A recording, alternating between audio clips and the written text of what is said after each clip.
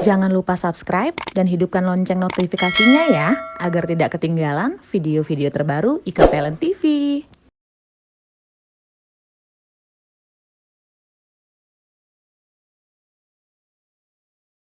I'd like to invite the CEO of PLN, Bapak Darmawan Prasodjo, to come forward.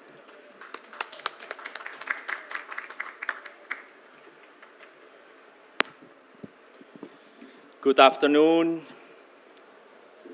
distinguished speakers, Bu Roro, also Pak Dadan, also distinguished guests here from DENT, Pak Satya Yuda from Parliament, Bu Ratna Juwita, Pak Irman Daniel, Pak Agus, terima kasih. Also from ADP here, from Medco, and ladies and gentlemen, PLN, we serving 270 million life, asset 110 billion US dollars, revenue roughly 25 billion US dollars annually, and then also we have roughly 66 gigawatt of capacities. Emission of greenhouse gas coming from the electricity sector is roughly 280 million metric tons in total. Well, today we are facing a big challenge. The earth is warming. For each kilogram of meat we consume, 1 liter of gasoline, 1 liter of diesel fuel, 1 kilowatt hour of electricity we consume, there is greenhouse gas emissions. So why are we here today? We are here to ensure that the future of the next generation is better than ours. How are we going to do it? By reducing CO2 emission to slow down the global warming process and, if it's possible, to cool the earth. And I'm here to emphasize that PLN is fully committed exactly to do so. We already announced net zero emission by 2060 in COP26 in Glasgow last year. And PLN does this not only because of international agreement, not only because of policy, but we're doing this because we do really care. And I think that's the spirit why we are convening here today. We do our best.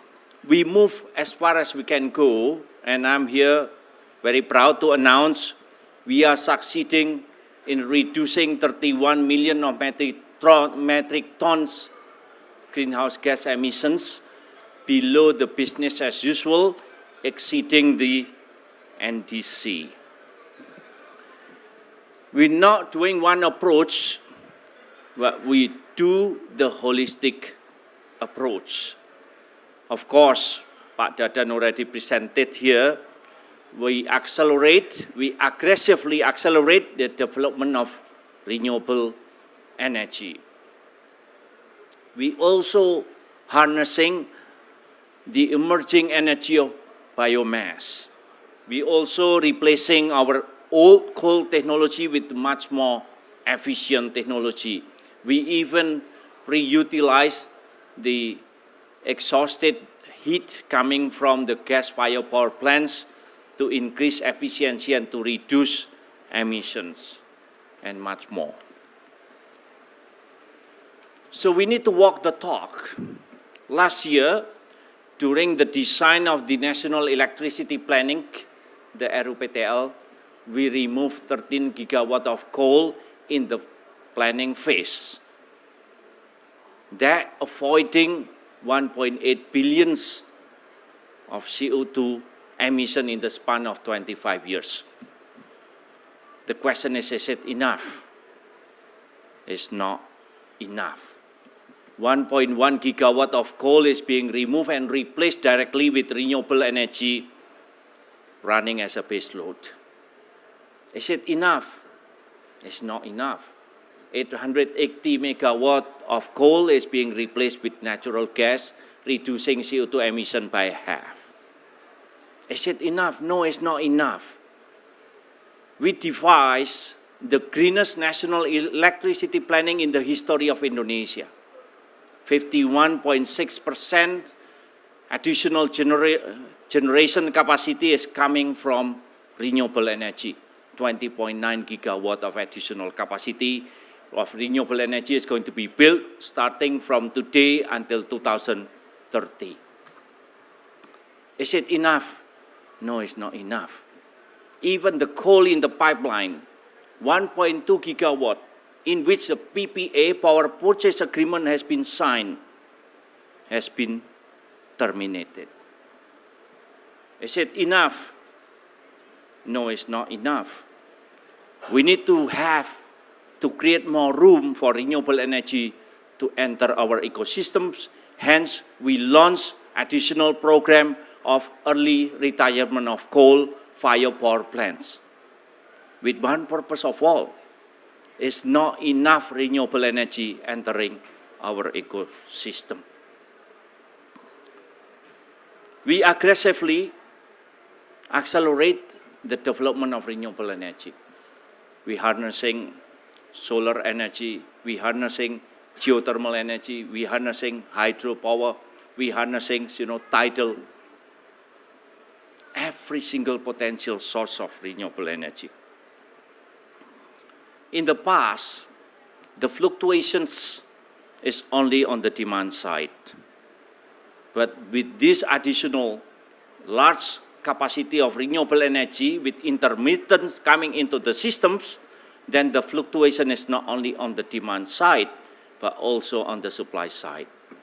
Hence, we need to devise the state-of-the-art of technology, which is smart grid. We are digitizing our power plant, we're digitizing our transmission, we're digitizing our distributions. We're building the state-of-the-art control center in which we're going to be able to handle with the huge additional of renewable energy into our systems. We shift from our technology from the backward-looking into forward-looking. We do piloting of green hydrogens, green ammonia, and we successfully testing this into our power plants. The next plan is how we're going to be able to innovate in such a way it's going to be commercially viable, and also we are able to scale things up at the larger scale. We've been doing self-imposed carbon cap and trade with a very successful result. So we are ready to face the future. We support nationwide decarbonization by providing green product, renewable energy certificate, and also very specific green electricity contract. We also developing EV ecosystems, home charging, battery swap, electric vehicle, digital systems, and also collaborating with the Himbara, the state-owned enterprise bank, to provide cheap costs of EV financing. All is to facilitate the expediting the transition from gasoline or diesel fuel-based transport to electric-based transport, reducing emission by half. How are we going to move forward? In the past, when we're talking about cheap energy is dirty, when we're talking about clean energy is more expensive.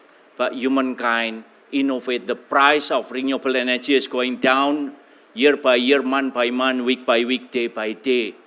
When we auctioned solar energy in 2015, the price was 27 cents. When we auctioned solar energy only a couple months ago, it's only 4 cents.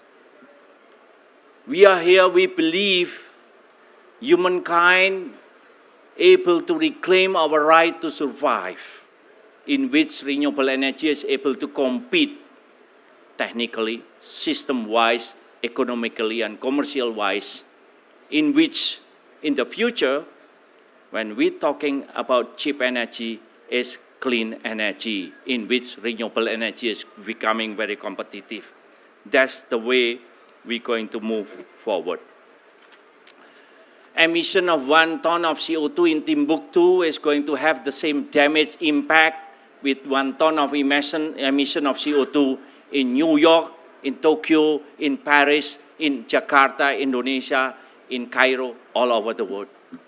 This is a global warming. It's a global challenge. We're not going to be able to solve this problem alone. The only way to move forward is through collaborations. What kind of collaboration? Collaboration of strategy, collaboration of policy, collaboration of technology, collaboration of innovations, collaboration of investment.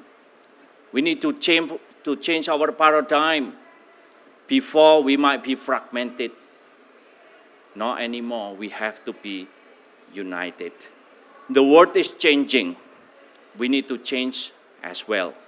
In this case, PLN is even shifting to become a company that is dynamic and forward-looking. We need to build new core competencies. We need to build new skill sets. We need to build new technology that is truly, really relevant to the future of the challenge of the future.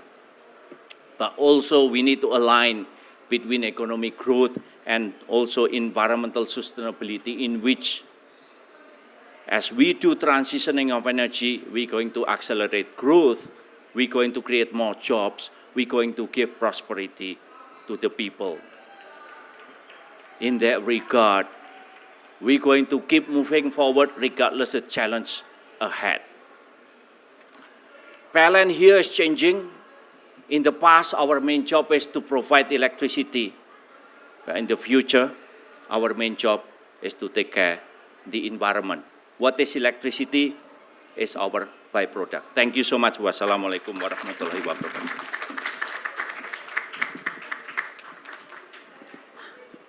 Thank you very much, Pak Darmo, for the presentations.